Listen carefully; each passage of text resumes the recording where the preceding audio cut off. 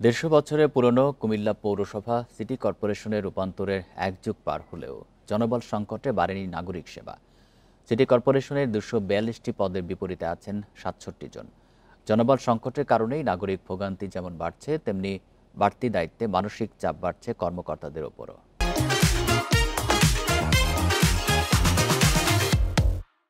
Comilla city কর্পোরেশনের স্বাস্থ্য কর্মকর্তার দায়িত্বে আছেন একজন প্রকৌশলী।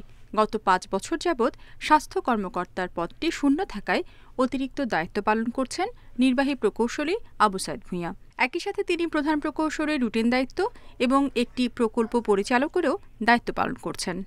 এই প্রাথমিক স্বাস্থ্যসেবা নিশ্চিত করার জন্য আমাদের যে সেটআপ আছে, ওই সেটআপগুলোকে মেনটেন করার জন্য একজন ডাক্তার খুব দরকার, এবং আমরা বারংবারই মন্ত্রণালয়ে চিঠি দিয়েছি। পর্যাপ্ত জনবল না থাকায় এভাবেই কুমিল্লা সিটি কর্পোরেশনের অনেক কর্মকর্তাকেই আরও 2 থেকে 3টি করে পদের দায়িত্ব পালন করতে হচ্ছে। প্রধান নির্বাহী কর্মকর্তা, প্রধান প্রকৌশলী, রাজস্ব কর্মকর্তা, নগর পরিকল্পনাবিদের মতো গুরুত্বপূর্ণ পদ খালি দিনের পর দিন।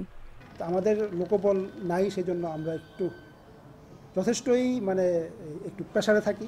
আমাদের লোডটা একটু বেশি হয় এবং কাজকাম করতে গেলে আমাদের একটু সময় দেওয়া লাগে।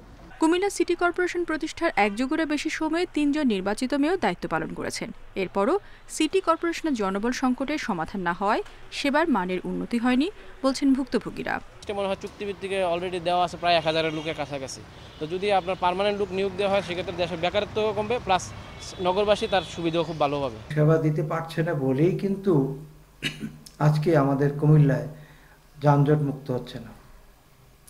সেই সেবাগুলি দিতে পারছে না বলেই কিন্তু আমরা জলবদ্ধতা থেকে আমরা মুক্ত পাচ্ছি না।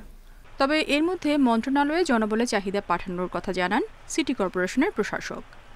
মানুষের হয়রানি কমছে না, ভোগান্তি কমছে না।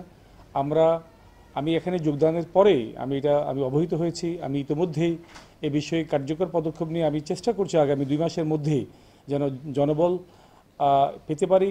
কুমিল্লা সিটি কর্পোরেশনের 27টি ওয়ার্ডে 12 লাখেরও বেশি মানুষের বসবাস। Independent news.